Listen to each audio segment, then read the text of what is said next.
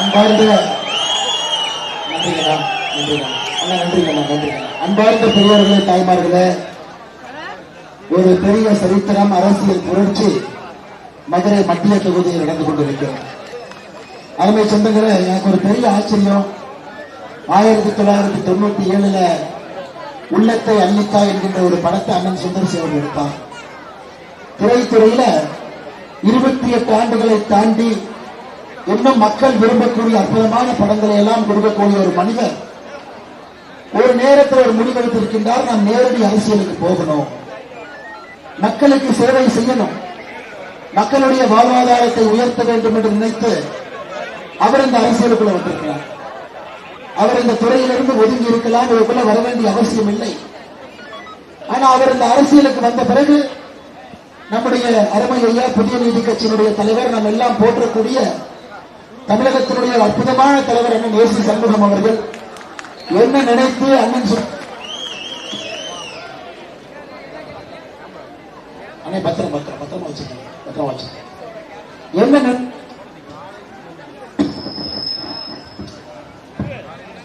நினை அண்ணா ரொம்ப நன்றிங்க. நான் கொஞ்சம் முன்னாடி கொடுங்கண்ணா. சகோதரர் செல்ல அடிச்சதுக்கு ஆயிடுச்சு. அருமை சொந்தங்களே, அண்ணன் ஏசி சண்முகம் அவர்கள் என்ன நினைச்சாங்களோ தெரியல, நம்முடைய சுந்தரசி அண்ணன் அவர்கள் மதுரையில கூட்டிட்டு வந்து அண்ணன் அவர்களும் மதுரை மக்கள் சார்பாக மதுரை மத்திய தொகுதியில போட்டியிட்டுக் கொண்டிருக்கின்றார். 10 நாட்களாக அவரை பார்த்துக் கொண்டிருக்கின்றோம். ஒரு 30 ஆண்டு காலம் அரசியல் இருந்தால் ஒரு மனிதர் எப்படி இருப்பாரோ அதுபோல் இருந்து கொண்டிருக்கின்றார். மதுரை மக்களுடைய குரலாக மாறி இருக்கின்றார். உங்களுடைய அடிப்படை பிரச்சனை எல்லாம் பேசுகிறார். ஒரு பேட்டியம் ஒரு பெரிய மாற்றம் வர வேண்டும் என்று நினைத்துக் கொண்டிருக்கின்றார். அருமை சொந்தங்களே, அதனால்தான் எனக்கு மிகப்பெரிய நம்பிக்கை வந்திருக்கிறது. மதுரை மத்திய தொகுதி ஒரு சாதாரண தொகுதி இல்லைங்க. மதுரையினுடைய நாடி நிரம்பெல்லாம் இருக்கக்கூடிய ஒரு தொகுதி, மதுரையினுடைய கலாச்சாரம் இருக்கக்கூடிய தொகுதி. மிக முக்கியமாக மதுரையினுடைய முக்கியஸ்தர்கள், கடினமான உழைப்பாளர்கள், மதுரை இத்தனை காலமாக போற்றி வளர்த்தவர்கள் எல்லாம் இருக்கக்கூடிய ஒரு தொகுதியில இந்த முறை எனக்கு மிகப்பெரிய நம்பிக்கை இருக்கிறது. ஏப்ரல் 23ஆம் தேதி நீங்கள் எல்லாம் சேர்ந்து அண்ணன் சுந்தர்சி அவர்களுக்கு இரட்டை இலையில பெருவாரியான வாக்கு வித்தியாசத்தில் வெற்றிகளை அள்ளி கொடுப்பது என்று எனக்கு தெரியும். எதற்காக இந்த தேர்தல் ரொம்ப முக்கியத்துவம் வாய்ந்தது அருமை சொந்தங்கள்? எனக்கு நீங்க பாருங்க, சுந்தர்சி என்ன பேசுற முதல் விஷயமே ஆகாயத்தை பத்தி எதுவும் பேசல, தரையை பத்தி பேசுறான். அண்ணே ரோட்டை பாருங்க ஏன் சரியில்லை, அண்ணே பாதாள சாக்கடையை பாருங்க ஏன் சரியில்லை, அண்ணே குடிக்கிற தண்ணியை பாருங்க ஏன் சரியில்லை. இத்தனை ஆண்டு காலமாக குடிக்கிற தண்ணி கூட சுத்தமா இல்லை. ஏன் மதுரை மீனாட்சி அம்மன் கோவிலுக்கு போய் 4 கோபுர வீதியை சுத்தி வந்தீங்கன்னா கூட கிழக்கு தெற்கு கோபுர பக்கத்துல போனீங்கன்னா மனித மலம் போகக்கூடியதெல்லாம் உடைந்து வெளியே வருது. நல்ல மழை பெஞ்சதுன்னா அது வெளியே வர அளவுக்கு மிக மோசமாக மதுரை வைத்திருக்கிறார். அண்ணன் பிடிஆர் அவர்களை கேட்டீங்கன்னா ஒரே வார்த்தை தான் சொல்றாரு, இதுவரைக்கும் எனக்கு எதிராக போட்டியிட்ட ஒரு வேட்பாளருடைய பேரை கூட நான் சொல்ல மாட்டேன். அப்படின்னா என்ன அர்த்தங்க? அப்படின்னா ஒரு மிராஸ்தாரர், அவர் ஜமீன்தார், அவர் முதலாளி, அவருக்கு எதிராக போட்டியிடக்கூடிய பேரை கூட உச்சரித்ததில்லை என்று குக்காரம் செய்து கொண்டிருக்கக்கூடிய திரு பிடிஆர் அவர்கள் முதலாக சுந்தரசியனுடைய பேரை சொல்லி எனக்கு பிரச்சாரம் பண்ணி கொண்டிருக்கிறார். அதுல என்ன தெரியுதுங்க?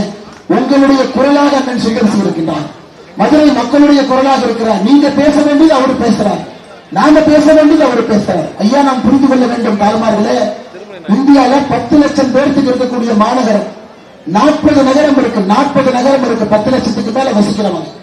40 நகரத்திலும் சுத்தத்துல கடைசியாக வந்திருக்கக்கூடிய நகரம் எதுன்னு கேட்டீங்கன்னா மதுரை மாநகரம். என்ன பண்ணி வச்சிருக்கிறாங்க? ஒரு குப்பை நகரமாக மாற்றி வச்சிருக்கிறார். 40 நகரங்கள் 10 லட்சம் பேருக்கு மேல வசிக்கக்கூடிய 40 நகரத்துல மத்திய அரசு நடத்தக்கூடிய சர்வேல குப்பையில கட்ட கடைசியாக வந்திருக்கக்கூடிய ஒரு நகரம் மதுரை மாநகரம். எப்படி இப்படி ஆச்சு? இங்க இருக்கக்கூடிய மேயர்ல யாருங்க? அருமை சொந்தங்களே, ஒரு போட்டோவை நான் காட்டுறேன். எல்லாருமே போட்டோ காட்டுறாங்க, நானும் போட்டோவோட நீங்க வந்திருக்கிறேன். சுந்தரசி அம்மோட காட்ட வேண்டும். இந்த போட்டோ இருக்கிறவங்க யாருங்கம்மா? அருமை சொந்தங்களே, நீங்க பாருங்க, இந்த போட்டோ இருக்கக்கூடியவங்க யாரு? 3 பேர் இருக்கிறாங்க. ஒருத்தர் பிடிஆர் இருக்கிறார் தெரியுது, இன்னொருத்தர் உதயநிதி ஸ்டாலின் தெரியுது, இன்னொருத்தர் யாருங்க? அந்த 3வது நபர் யார்? மதுரை மேயருடைய கணவராக இருக்கக்கூடிய பொன் வசந்த். இத்தனை காலமாக பிடிஆர் என்ன சொல்றாரு? எனக்கும் மாநகராட்சிக்கும் சம்பந்தமே இல்லை, எனக்கும் மாநகராட்சிக்கு சம்பந்தம் இல்லை, மாநகராட்சி மோசமாக இருந்தால் நான் எப்படி எம்எல்ஏவாக பொறுப்பேற்க முடியும் என்று சொன்னார். அருமை சொந்தங்களே, இவருடைய கைத்தடி, இவருடைய அடியாளாக இருப்பவர் தான் இந்த பொன்வசன், மதுரை மேயருடைய கணவராக இருந்தவர். மதுரை மேயர் என்ன பண்ணாங்க? 2022 பொறுப்பேற்று அக்டோபர் 2025 பதவியிலிருந்து வெளியே வந்து மதுரைக்கு இன்னைக்கு ஒரு மேயர் கூட கிடையாது. ஏன் மேயர் இல்லைங்க? 200 கோடி ரூபாய் ஊழல் நடந்ததற்காக மேயர் ராஜினாமா செய்து மேயர் இல்லாத ஒரு மாநகரமாக மதுரை இருக்கு. என்ன ஊழல்? அது சொத்து வரி உயர்த்தினாங்க. எப்படி உயர்த்தினாங்க? 25%-இருந்து 100% உயர்த்தினாங்க. இந்த மதுரை மேயருடைய கணவர் பொன்வசந்த் ஒரு பெரிய ஆளா போய் பார்த்து, ஐயா உங்களுக்கு சொத்து வரி உயர்த்த மாட்டோம், உங்களுக்கு உயர்த்தாம இருக்கிறதுக்காக எங்களுக்கு கொஞ்சம் சைட்ல பணம் கொடுங்க. பணத்தை வாங்கி வாங்கி 200 கோடி ரூபாய் மோசடி செய்து சொத்து வரியை நம்மை போல் சாமானிய மனிதர்களுக்கு ஏத்துனாங்க, பெரிய முதலாளிக்கு ஏத்துல. அதுல வந்திருக்கக்கூடிய ஊழல் மட்டுமே 200 கோடி ரூபாய். அதனாலதான் மதுரை மேயருடைய கணவர் பொன்வசந்த் ஐயா அது மட்டும் இல்ல, கைது செய்யப்பட்டார். இன்னும் அடுத்த காமெடி பாருங்க, கைது செய்யப்பட்டார். ஐயா மத்தவங்க எல்லாம் கைதானா 6 மாசம் 1 வருஷம் ஜெயிலில் இருப்பாங்க. ஆனா இந்த பொன்வசந்த் மட்டுமே காவல்துறை ஆகஸ்ட் மாசம் கைது பண்ணும், அக்டோபர் மாசம் வெளியிட்டுரும். நீங்க எல்லாம் கோபத்தில் இருக்கிறீங்க, உங்களை சமாதானப்படுத்த வேண்டும் என்பதற்காக மதுரை மேயருடைய கணவரை கைது செய்து ஆகஸ்ட்ல கைது செய்து அக்டோபர்ல வெளியே வந்தார். அதைத்தானே சுந்தரிசி என்ன கேட்கிறார்? சுந்தரிசி என்ன வேற என்ன கேட்கிறார்? ஐயா இவ்வளவு பேசுறீங்களே, மக்களுக்கான அடிப்படை விஷயத்தை ஏன் செய்யவில்லை என்றுதானே கேட்கிறார். வேற என்ன கேட்கிறார்? உங்களுடைய குரலாகத்தானே பேசுறார். இவரை பத்தி என்ன? ஓ வெளியூர்ல இருந்து வந்துட்டாரு. ஐயா மதுரை நகரத்துக்குள்ள வந்து ஒருவன் தன்னை மதுரைக்காரன் என்று சொன்னால் அது உங்களுக்கு பெருமை, எனக்கு பெருமை, எல்லோருக்கும் பெருமை. நான் பார்க்கிறேன், உங்களுடைய நகருக்கு ஒரு மனிதன் வந்து உங்களை தந்தை தாயாக சகோதர சகோதரியாக ஏற்றிக்கொண்டு நீங்கள் எப்படி வாழ்றீங்களோ அதே போல தன்னை மாற்றிக்கொண்டு உங்களுக்காக உழைப்பதற்காக ஒரு நடிகர் மதுரை மாநகரில் மத்திய தொகுதியில உங்களுடைய வேட்பாளர் என்று கொண்டிருக்கிறார். ஐயா பிடிஆர் அவர்களே, நீங்க உள்ளூர்காரர் சொல்றீங்க. உங்களுடைய தந்தையார் மிகப்பெரிய மனிதர், அவரை பத்தி நாங்க யாரும் தப்பா பேச மாட்டோம். அற்புதமான மனிதர், மதுரைக்கு நிறைய செஞ்சிருக்காரு, அவரை பத்தி யாரும் தப்பா பேச மாட்டோம். நீங்க அமெரிக்காவில் இருக்கும்போது அமெரிக்காக்காரன் தானே சொன்னீங்க. லேமன் பிரதர்ல இருந்தீங்க, பஃபலோ பல்கலைக்கழகத்தில் படிச்சீங்க. அமெரிக்காவில் எல்லாம் இத்தனை ஆண்டு காலமாக அமெரிக்காவில் நீங்க திருமணமும் செஞ்சுக்கிட்டீங்க. நாங்க யாரும் தவறாக சொல்லல. அப்பவெல்லாம் நீங்க அமெரிக்காக்காரன். ஆனா இந்தியாவிற்கு அரசியலுக்கு வந்த பிறகு நீ மதுரைக்காரன். ஆனா சுந்தரிசி என்ன, மக்களுக்கு சேவை செய்ய வேண்டும் என்ற மதுரை மாநகரத்துக்கு மத்திய நகரத்துக்கு வந்தா வெளியூருக்காரன். என்னங்கய்யா நியாயம் இது? என்னங்கய்யா நியாயம்? என்னங்கய்யா நியாயம்? நீங்களே சொல்லுங்க, மதுரை மக்களே நீங்களே அந்த நியாயத்தை சொல்லுங்க. இவர் பேசுவது உங்களுடைய குரலாக மதுரை நகரத்தை சுத்தப்படுத்த வேண்டும், அடிப்படை பிரச்சனைகள் எல்லாம் சரி பண்ண நினைச்சு கொண்டிருக்கிறார். அருமை சொந்தங்களே, இன்னைக்கு பிடிஆர் அவர்கள் பாருங்க, கடந்த 2 நாட்களாக அண்ணன் பிடிஆர் அவர்களுடைய மனம் சமமா இல்லை. இந்த ட்விட்டர்னு சொல்லிட்டு நம்ம செல்போன்ல இருக்கும், பாதி நேரம் அதுலதான் இருக்காரு, பாதி நேரம் எல்லாத்தையும் திட்டிட்டு இருக்காரு. நீங்க எத்தனை பேர் ட்விட்டர்ல இருக்கிறீங்களோ பாருங்க. நேற்று ஒரு 3 ஜேர்னலிஸ்ட் நம்முடைய நண்பர்கள் இங்க இருக்கிறாங்க பாருங்க, பத்திரிகை நண்பர்கள். அவங்க பார்த்துட்டு ஆமா மதுரை மத்தியில மாற்றம் வரப்போகுது, மதுரை மத்தியில மாற்றம் வரப்போகுது, மக்கள் எல்லாம் மாற்றம் கேட்கிறாங்க போட்டாங்க. ஒரு பத்திரிகையாளரையும் பிடிச்சு ட்விட்டர்ல எப்படி நீ சொல்லலாம், நீ பிஜேபி புரோக்கர், எப்படி நீ சொல்லலாம், நீ ஏசி சண்முகன்கிட்ட பணம் வாங்கியிருக்கிற, நீ மோடிட்ட பணம் வாங்கியிருக்கிற, நீங்க எல்லாம் புரோக்கர். காலையிலிருந்து நம்முடைய அருமை சகோதரி குஷ்பு சுந்தர் அக்கா கிட்ட காலையிலிருந்து வம்பிழுத்துட்டு இருக்காரு. அண்ணா தயவு செஞ்சு பிடிஆர் அண்ணா, இந்த ட்விட்டர்ல நேரம் செலவு செய்யறதை விட உதயநிதி ஸ்டாலின் இன்ஸ்டாகிராம்ல மிட் நைட் வரைக்கும் அவரு உட்கார்ந்திருப்பார். இவர் எப்ப பார்த்தாலும் ட்விட்டர்ல யாரு என்ன பதில் சொல்லுவாங்க, இதான் வேலை இல்ல, அரசியல்வாதி வேலையா? மக்கள்கிட்ட வீட்டுக்கு போய் ஓட்டு கேளுங்க, என்ன செஞ்சீங்கன்னு சொல்லுங்க. அதை விட்டு ட்விட்டர்ல உட்கார்ந்து அக்கா குஷ்பு சுந்தர் அவர்களை திட்டுவது, யாராவது பத்திரிகையாளர் மதுரை மத்தியில மாற்றம் வருதுன்னா அவர்களை பிடித்து திட்டுவதை முழுநேர வேலையாக வைத்துக் கொண்டிருக்கின்றார்கள். அருமை சொந்தங்களே, இது மட்டும் இல்ல, அவர்கிட்ட எந்த கேள்வி கேட்டாலும் அகங்காரமா தான் பதில் பேசுவார், ஆங்காரமா தான் பேசுவார். ஆனா ஏன்னா மதுரை இல்ல, நான் யார் தெரியுமா, எங்க அப்பா யார் தெரியுமா? ஐயா அப்பா யாருன்னு தெரியும், நான் கேட்கவே இல்லை. ஏன் மதுரைக்கு செய்யல, எங்க குடும்பம் யார் தெரியுமா? இதையேத்தான் ஐயா ஸ்டாலின் அவர்கள். நான் யார் தெரியுமா? முத்துவேல் கருணாநிதி மகன். ஐயா நீங்க கருணாநிதி பையன் நாங்க யாராவது சொன்னோமா? நாங்க யாரும் சொல்லவே இல்லை. எதற்கு? கேட்ட கேள்விக்கு பதில் சொல்லுங்க. மதுரைக்கு என்ன செஞ்சிருக்கிறீங்க அது பதில் சொல்லுங்க, மக்களுக்கு என்ன செஞ்சிருக்கிறீங்க பதில் சொல்லுங்க. நீங்க 2 முறை 10 ஆண்டு காலம் மதுரை மத்தியினுடைய 10 ஆண்டு காலம் சட்டமன்ற உறுப்பினராக இருந்திருக்கிறீங்க, என்ன செஞ்சீங்கன்னு தான் அவர் கேட்டார், வேற என்ன புதுசா கேட்டார்? நீங்களே சொல்லுங்கம்மா. உங்களுக்கு தெரியும், கொஞ்ச நாளைக்கு முன்னாடி எனக்கு அப்ப புரியல, தமிழகத்தினுடைய 2 சூப்பர் ஸ்டாரை வைத்து ஒரு படத்தை இயக்க வேண்டிய பொறுப்பு வந்தது இவருக்கு. எனக்கு அன்னைக்கு ஏன் வேண்டாம்னு சொன்னார், இன்னைக்கு தான் புரிஞ்சது. ஒருவேளை உங்களிடம் போட்டியிட வேண்டும் என்பது அப்பவே தீர்மானித்து நேரம் எங்கே கொடுக்க வேண்டும் என்பதை சரியாக முடிவு செய்து நீங்க சொல்லுங்க. ஒரு ரஜினி சாரையும் கமல் சாரையும் வச்சு படத்தை இயக்கணும்னா யாராவது வேண்டாம்னு சொல்லுவாங்களாங்கம்மா? ஒரு சினிமா டைரக்டர் நம்பர் 1 நம்பர் 2 2 பேர்த்த வச்சு 2 பேருமே நம்பர் 1 தான் 2 பெரிய தலைவர்களை வைத்து ஒரு சினிமா படத்தை இயக்க வேண்டும் என்று வேண்டாம்னு ஏன்னு சொன்னாரு எனக்கு புரியலீங்க. அண்ணன் ஏசி சண்முகன் அந்த கூகுளியை போட்டதுக்கு அப்புறம் தான் தெரிஞ்சது. ஒரு மதுரை மாநகர மக்களுக்கு சேவை செய்வதற்காக ஒரு மனிதன் இன்னைக்கு இங்கே வந்து உங்களுக்காக நின்று கொண்டிருக்கின்றான் என்பதை புரியுது. தாய்மார்களை இதெல்லாம் நீங்க யோசனை பண்ணுவீங்க எனக்கு தெரியும். இதெல்லாம் யோசித்துதான் நீங்க வாக்களிப்பீங்கன்னு தெரியும். அதனால் நிச்சயமாக இந்த முறை ஒரு மிகப்பெரிய மாற்றம் இங்கே வரப்போகிறது என்பதை நமக்கு மிக மிக அற்புதமாக நீங்கள் எல்லாம் சொல்லிட்டு இருக்கிறேன். அம்மா ரெண்டாவது போட்டோ, ஏன்னா ஒரு போட்டோ போட்டா நான் மார்பிங் பண்றேன். இரண்டாவது போட்டோ இங்க பாருங்க. இரண்டாவது போட்டோ அம்மா பாத்துங்க. இதுல 2 பேர் இருக்கிறாங்க. இலக்குவன் ஒருத்தர் இருக்கிறாரு, ஜெய் பாலாஜின்னு ஒருத்தர் இருக்கிறார். இந்த ஜெய் பாலாஜி யாருன்னா பிடிஆர் அவருடைய உதவியாளரா இத்தனை காலம் இருந்தார். பல கோடி ரூபாய் கொள்ளையடித்ததற்காக அவரை பேரை பயன்படுத்தி டெண்டர்ல கொள்ளையடித்ததற்காக இந்த ஜெய் பாலாஜியை பதவி விட்டு நீக்கிட்டாங்க. இலக்குவனும் அதே செய்ததற்காக இன்னைக்கு இந்தியா விட்டு வெளியே ஓடி போயிட்டார். இலக்குவன் இந்தியால கிடையாது. 2 பேர்த்த கூட வச்சுக்கிட்டு சுத்தத்தை பத்தி இவரு நம்ம கிட்ட பேசுறாரு. காவல்துறை நண்பர்கள்ட்ட நான் கேட்கிறேன், ஐயா இலக்குவன் எங்கயா போனாரு? நீங்க தொலைவழியா அண்ணன் பிடிஆர் அவர்களே பதில் சொல்லுங்க. இலக்குவன் எங்க போனாரு? ஜெய் பாலாஜி எங்க போனார்? முதல்ல உங்க வீட்டில் இருக்கக்கூடிய அழுக்க சுத்தம் பண்ணிட்டு அண்ணன் சுந்தரிசி அவர்களை பற்றியோ இன்னொருவரை பற்றி பேசுவதற்கோ நீங்க அரசியலுக்கு வாங்க இருக்க சொன்னீங்களே, இவரெல்லாம் அவர்களுக்கு கூட இருக்கக்கூடிய உதவியாளர். அவரை வைத்து பணம் சம்பாதிப்பதை முழுநேர வேலையாக வைத்திருந்தார். ஐயா பிடிஆர் அவர்களே மறுபடியும் அன்போடு கேட்டுக்கொள்கின்றேன். நீங்க சேவை செய்ய ஒருத்தர் வந்திருக்கிறாங்கன்னா கேட்ட கேள்விக்கு பதில். அது மீனாட்சி அம்மன் கோவிலை பொறுத்தவரை அந்த கோவிலுடைய பரம்பரை ட்ரஸ்டியா நீங்க தான் இருக்கிறீங்க. உங்களுடைய குடும்பம் தானே பரம்பரை ட்ரஸ்டி. இவர் என்ன கேட்கிறாரு? ஐயா கோயிலுக்கு போறவங்க ஒரு பாத்ரூம் வேணும், ஒரு டாய்லெட் வேணும், போற ரோடு சுத்தமா இருக்கணும், குப்பை இல்லாம இருக்கணும். அதை பார்த்து விட்டு மீனாட்சி அம்மனை தரிசிக்க வேண்டும் என்று ஒரு பக்தனாக கேட்கின்றார். அதுக்கும் பதில் என்னன்னா, நான் யார் தெரியுமா, எங்க அப்பா யார் தெரியுமா, என் பரம்பரை யார் தெரியுமா, நாங்கெல்லாம் யார் தெரியுமா? இதெல்லாம் எப்படி சொந்தங்களை நாம் ஏற்றுக்கொள்ள முடியும்? அவங்க அப்பா நல்லவர்களுக்காக இவருக்கு நீங்க 2 முறை ஓட்டு போட்டீங்க எனக்கு தெரியுங்கம்மா. அவருடைய தந்தை நல்லவர் என்கின்ற ஒரே காரணத்திற்காக 2 முறை நீங்கள் வாக்கு, அது போதுங்கம்மா. அப்பாக்காக 2 முறை பையனுக்கு கொடுத்துட்டோம். ஆனால் இந்த முறை மாற்றம் வேண்டும் என்பதில் நீங்கள் தெளிவாக இருக்க வேண்டும். இந்த முறை மதுரை மத்திய தொகுதியில அண்ணன் சுந்தர்சி அவர்கள் இரட்டை இலையில ஒரு மிகப்பெரிய வாக்கு வித்தியாசத்துல நீங்கள் அவரை வெற்றி பெற செய்ய வேண்டும் என்று அன்போடு கேட்டுக்கொள்கின்றேன். அருமை சொந்தங்களே, மீடியா நண்பர்கள் கையில் இன்னொன்று இருக்குது பாருங்க. மீடியா நண்பர்களை பாருங்க. இது மதுரை மெட்ரோவை பற்றி மத்திய அரசு எழுதியிருக்கக்கூடிய கடிதம். இத்தனை நாளா எல்லாம் பொய் சொல்லி சுத்துறாங்க. ஐயா உண்மையை சொல்ல வேண்டும் என்றால் மாநில அரசு மதுரைக்கு மெட்ரோ வேண்டும் என்று கேட்கவே இல்லை. நான் சொன்னதை மறுபடியும் நான் சொல்றேன். உண்மையை சொல்ல வேண்டும் என்றால் மாநில அரசு கோயம்புத்தூருக்கு மட்டும்தான் மெட்ரோ வேண்டும் என்று கேட்டது. கோயம்புத்தூருக்கு எழுதின கடிதத்துல ஒப்புக்கு சப்பானியா மதுரைக்கு ஒரு மெட்ரோ கொடுங்கன்னு எழுதியிருந்தாங்க. அது எப்படி எழுதியிருந்தாங்கன்னா, இது ஆங்கிலத்தில் படித்துவிட்டு தமிழ்ல சொல்றாங்க. As regards Madurai Metro Rail project, it is stated the proposal has been examined.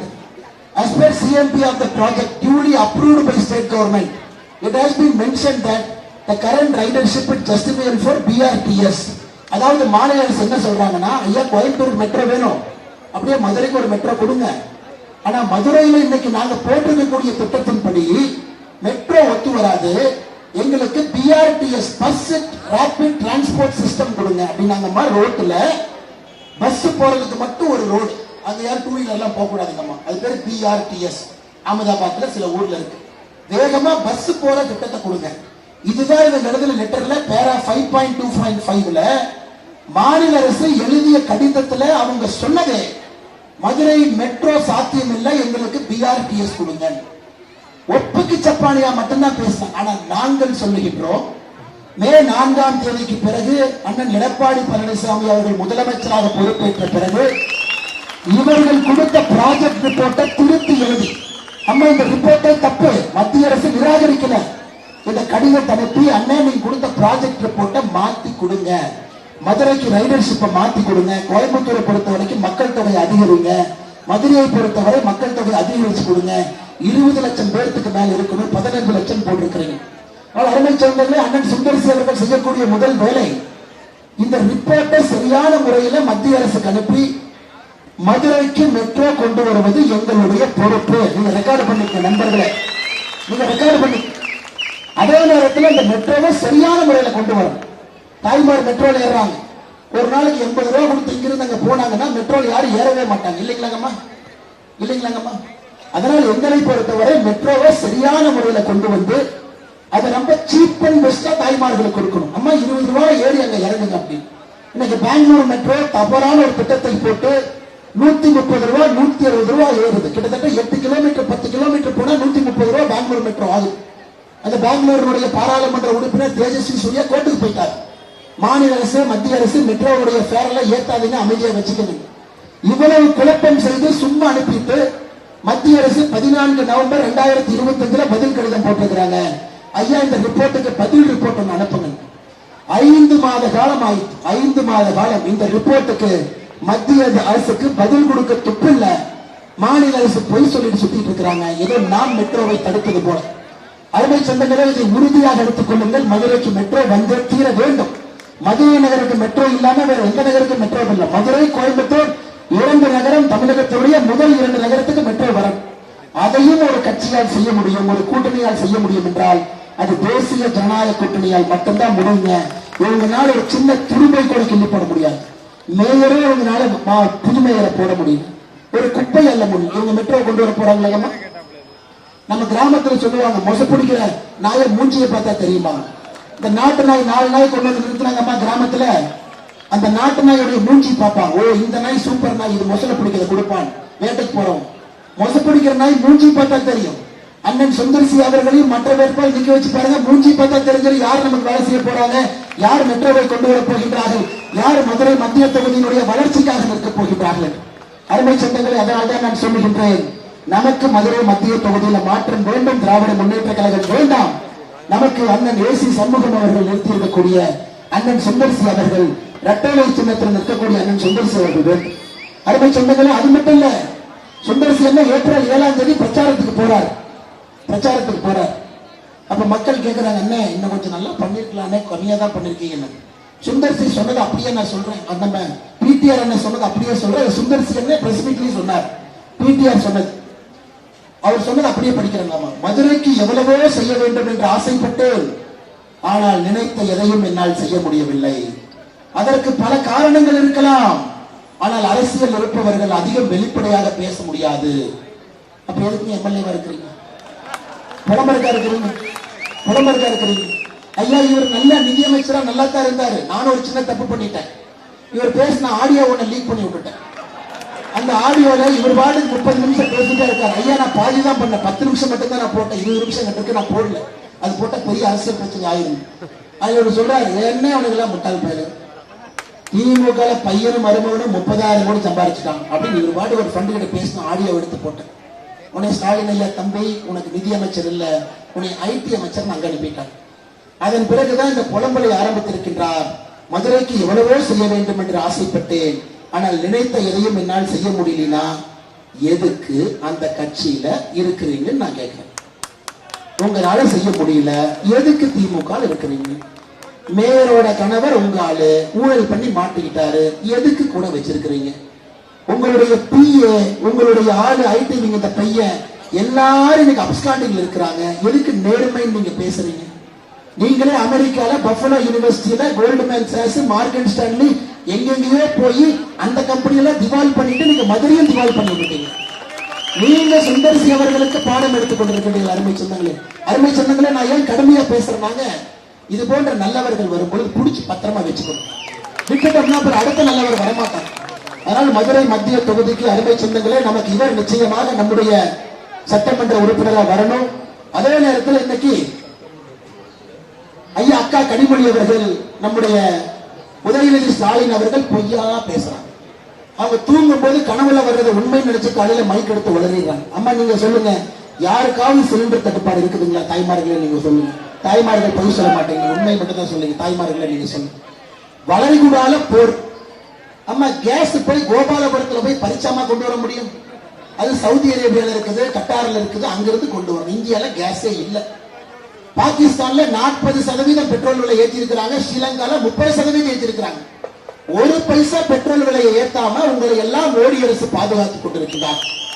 எங்கேயோ ஏதோ ஒரு நாட்டிலேயோ கை காலில் விழுந்து ஒரு எண்ணெய் கப்பலை எப்படியோ கடக்க வச்சு இந்தியாவுக்குள்ள கொண்டு வந்து சிலிண்டர் கொண்டு வந்து நீங்க புக் பண்ணோன்னே 8வது நாள் உங்க வீட்டு வாசல்ல வச்சுட்டு நாங்க போயோம். உங்களால செய்ய முடியல, செய்யறவங்களும் ஏன் இப்படி தடுக்கிறீங்க? எங்கேயாவது சிலிண்டர் தட்டுப்பாடா? வணிக சிலிண்டர் ஒரு 3-4 நாள் இருந்த பிரச்சனையும் சரி பண்ணிட்டோம். இன்னைக்கு நம்ம வணிக கடைக்கு போனா எங்கேயாச்சும் பூரி கிடைக்கல. ஆரம்பத்துல பூரினா 2 நாளைக்கு அன்னைக்கு கொஞ்சம் சிலிண்டர் கம்மியா வந்துட்டு இருக்கு. இன்னைக்கு எல்லாமே சரியாயிருச்சு. இவங்களுக்கு பொய்ய பேசணும், ஏதாச்சும் ஒரு பொய்ய சொல்லணும். சிலிண்டர் இல்லை, நம்முடைய சகோதரிகள்லாம் ரோட்ல நின்று இருக்கிறாங்க. கனிமொழி அக்கா, நீங்க எந்த சிலிண்டர் புக் பண்ணீங்க, எப்ப காஃபி வச்சு குடிச்சீங்கன்னு தயவு செஞ்சு எனக்கு சொல்லு, தயவு செஞ்சு சொல்லு. அக்கௌண்ட் உங்க பேர்ல இருக்குதா, நீங்க போன் பண்ணீங்களா, இல்ல உங்க வீட்டுக்கு சிலிண்டர் வந்ததா? எதுவுமே இல்லை, வீட்டு பக்கம் தான் போயிருக்கிறீங்களா? கனிமொழி அக்கா அவர்களே, பொய் சொல்வதை நம்முடைய தாய்மார்கள் அவர்கள் ஏற்றுக்கொள்ள மாட்டார்கள். அன்போடு கேட்டுக்கொள்கின்றேன், நமக்கு அது வேண்டாம். மதுரை மத்திய தொகுதியில பொய் சொல்லாது. ஐயா, இன்னைக்கு எய்ம்ஸ் மருத்துவமனை, அம்மா எய்ம்ஸ் மருத்துவமனை தாமதத்திற்கு மத்திய அரசு எப்படி காரணமே இல்லை. நான் விளக்கிறேன் கேளு. ஜெயலலிதா அம்மா எய்ம்ஸ் வேணும்னு கேட்டாங்க, மோடி அம்மையா எய்ம்ஸ் கொடுத்தாங்க. அது மதுரைக்கு வந்துருச்சு. மதுரைக்கு வந்த உடனே கொரோனா வந்துருச்சு. 2 ஆண்டு காலம், 2021 தான் அந்த வேலையை ஆரம்பிக்குது. அதன் பிறகு 2 ஆண்டுகள் நிலமே கொடுக்கல. ஜப்பான்ல இருந்து ஜெய்கான் ஒரு நிறுவனம் பணம் கொடுக்கணும், 1200 கோடி. அது தாமதமாகி நிலம் கொடுக்காம ஒரு மரத்தை வெட்டுவதற்கு 8 மாச கால ஆச்சு. திமுக அனுமதி கொடுக்கிற அம்மா இந்த ஆண்டு அக்டோபர் 2026 எய்ம்ஸ் உங்களுக்கு தொடர்ந்து கையில கொடுத்துடுறோம். அக்டோபர் 2026 உங்களுடைய சட்டமன்ற உறுப்பினர் திருப்பரங்குன்றம் மன்னன் ராஜன் செல்லப்பா அவங்க எல்லாம் மேடையில உட்கார்ந்து மோடி ஐயா தொடர்ந்து உங்களுக்கு கொடுத்துறோங்கம்மா. டெல்லிக்கு வெளியே இருக்கக்கூடிய மிகப்பெரிய எய்ம்ஸ் மதுரை எய்ம்ஸ். ஆனா இவங்க பண்ண தப்புனால 1200 கோடி ரூபாய் இருந்த திட்டம் இன்னைக்கு 2020 கோடியா உயர்ந்திருக்கு. 820 கோடி ஜாஸ்தியா இருக்கு.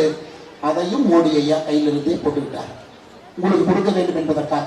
அம்மா, இப்ப நாம ஏப்ரல் இருக்கோம். May, June, July, August, September, October, 6வது மாசம் உங்களுக்கு மதுரை எய்ம்ஸ் மருத்துவமனையை திறந்து உங்க கையில நாங்க கொடுத்தோம். மதுரை மெட்ரோவை நாம கொண்டு வந்தோம். நாம உங்ககிட்ட கேட்கறது எல்லாங்கம்மா, ரெட்டலை சின்னத்தை ஜெயிக்க வைங்க. அண்ணன் சுந்தர்சி அவர்களை மதுரை மத்திய தொகுதியில ஜெயிக்க வைங்க. அண்ணன் எடப்பாடி பழனிசாமி அவர்களை மே 4ஆம் தேதிக்கு பிறகு தமிழகத்தினுடைய முதலமைச்சராக நீங்க கொடுங்க. அவ்வளவுதாங்கம்மா. வேற எளியவன் வரட்டும், சாதாரண மனிதன் வரட்டும், உங்களுடைய குரல்களை வழிகளை அவருடைய வழியாக பேசும். 2 வாட்ச் கட்டுறவங்க எல்லாம் வேண்டாங்கம்மா. நமக்கு எதுக்கு 2 வாட்ச் கட்டிட்டு எதற்காலும் அதட்டி உதட்டி பேசுறது வேண்டாம். மிராஸ்தாரர் தோரணை வேண்டாம். அரசியல்லாம் மாறிடுச்சுங்க, அதெல்லாம் ஒரு காலம். அதனால்தான் கடைசியாக சொல்லுகின்றேன், நான் ரொம்ப யோசிச்சுதாங்க சொல்றேன். பழைய நீதி கட்சியின் வாரிசை தோற்கடிக்க போகின்ற புதிய நீதி கட்சியின் வேட்பாளர் அண்ணன் சுந்தர்சி ஐயா. பழைய நீதி கட்சி உங்களுக்கு தெரியும். பழைய நீதி கட்சியினுடைய வாரிசு யாருங்க ஐயா? பிடிஆர். பழசு பழசாயிருச்சு, புதுசு புதுசா இருக்கு. பழைய நீதி கட்சியினுடைய வேட்பாளரை தோற்கடிக்க போகின்ற புதிய நீதி கட்சியினுடைய வேட்பாளர் அண்ணன் சுந்தர்சி அவர்களை மதுரை மத்திய தொகுதியில பெருவாரியான வாக்கு வித்தியாசத்தில் அனைத்து இந்திய அண்ணா திராவிட முன்னேற்ற கழகம் தலைமையிலான தேசிய ஜனநாயக கூட்டணிக்கு இரட்டை இலை சின்னத்துல நீங்கள் வாக்களிக்க வேண்டும் என்று அன்போடு கேட்டுக்கொண்டு இந்த மனிதன் வெற்றி பெறட்டும். அங்க பாருங்க, மோடி ஐயா எம்ஜிஆர் ஐயா ஒன்னா நிக்கிறாங்க. 2 பேரும் ஒன்றாக இருக்கின்றார்கள். 2 புரட்சி தலைவரும் நம்முடைய உலகத்தினுடைய விஸ்வகுருவும் ஒன்றாக நின்று கொண்டிருக்கின்றார்கள். அருமை சின்னங்களே, மாற்றம் வரட்டும். மதுரை மத்தியிலிருந்து ஆரம்பிக்கட்டும். இந்தியாவில் நம்பர் ஒன் மாநகராட்சியாக அதை மாற்றி காட்ட வேண்டிய பொறுப்பு அண்ணன் சுந்தர்சி அவர். சுந்தர்சி அண்ணன் சொல்ல மாட்டார், நான் எம்எல்ஏ, அதை பத்தி மட்டும் கேளு. ஐயா, எம்எல்ஏ தான் கேட்போம். உங்க கார்பரேஷன் கவுன்சிலர் தான் உங்க பொறுப்பு தான். நீங்க எல்லாம் இப்படியே சொன்னா எம்பியை கேட்டா நான் இல்ல, எம்எல்ஏ கேளு. பிடிஆர் என்ன எம்எல்ஏ நான் இல்ல, கவுன்சிலர் கேளு. கவுன்சிலரை போய் கேட்டா வார்டுல போய் வாட்டர் பாய் கேளு. என்னங்க அது அரசியல்? ஜனநாயகமா? ஆட்சி உங்க ஆட்சி திராவிட முன்னேற்ற கழகத்தினுடைய ஆட்சி. ஆனா சுந்தர்சீரனை பொறுத்தவரை மதுரை மத்திய தொகுதியினுடைய முழு பொறுப்பும் இவருடைய பொறுப்பாகத்தான் உங்கள் முன்னால் நின்று கொண்டிருக்கின்றார். உங்களை அலக்களிக்க மாட்டோம் என்று சொல்லி அருமை சொன்னங்களே, நம்முடைய தலைவர்கள் எல்லாம் மேடையின் மீது இருக்கின்றார்கள். நம்முடைய அண்ணன் ஏசி சண்முகம் அவர்கள் சாதாரண ஒரு மனிதர் அல்ல. புரட்சி தலைவர் ஐயா இருக்கும் பொழுது சட்டமன்ற உறுப்பினராக, நாடாளுமன்ற உறுப்பினராக இருந்து இன்னைக்கும் தன்னுடைய அரசியல் வாழ்க்கையில ஆயிரக்கணக்கான மாணவர்களை நல்வழிப்படுத்துவது மட்டுமல்ல, அரசியல் ஒரு புனித ஒரு விஷயமாக செய்து கொண்டிருக்கக்கூடிய அற்புதமான மனிதர். அவர் கை காட்டியிருக்கக்கூடிய அண்ணன் சுந்தர்சி அவர்கள் மதுரை மத்திய தொகுதியில் நீங்கள் வெற்றி பெற செய்ய வேண்டும் என்று அன்போடு கேட்டுக்கொண்டு, நம்மோடு இருக்கக்கூடிய பாரதிய ஜனதா கட்சியினுடைய மாவட்ட தலைவர் மாரி சக்கரவர்த்தி அவர்கள், மாவட்ட பொதுச் செயலாளர் ஜெயலட்சுமி அவர்கள், மாவட்ட செயலர் கார்த்திக் பரமேஸ்வரி, சதீஷ்குமார் அவர்கள், நம்முடைய பிஜேபி தொண்டர்கள் அன்போடு கேட்டுக்கொள்கின்றேன். அருமை சொந்தங்களே, நான் 81 தொகுதி பிரச்சாரம் பண்றேன். அதுல அனைத்து இந்திய அண்ணா திராவிட முன்னேற்ற கழகத்துக்கு 50 தொகுதி நான் பிரச்சாரம் பண்றேன். பாரதிய ஜனதா கட்சி 27 தொகுதி பிரச்சாரம் பண்றோம். நம்மை பொறுத்தவரை கூட்டணி என்று வந்துவிட்டால் நாம் எல்லோரும் ஒன்றுதான். நாம் எல்லோரும் ஒன்று. அதுல எந்த வேறுபாடு யாரும் பார்க்கக்கூடாது. எல்லா பாரதிய ஜனதா கட்சியினுடைய தலைவரிலிருந்து தொண்டன் வரை நாம் இந்தியா முழுவதுமே ஒரு கூட்டணியுடைய இலக்கணமாக பாரதிய ஜனதா கட்சி இருக்கு.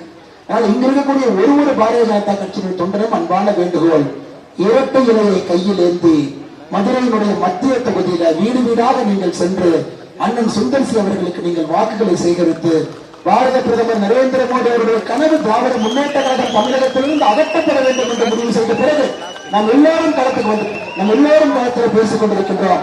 அண்ணன் எடப்பாடி பழனிசாமி அவர்களை முதலமைச்சர் ஆக்க வேண்டும் என்று மோடி அவர்கள் சொன்ன பிறகு அதில் மறுபேச்சு இல்லாமல் எல்லாம் களத்தில் இருக்கின்றோம்.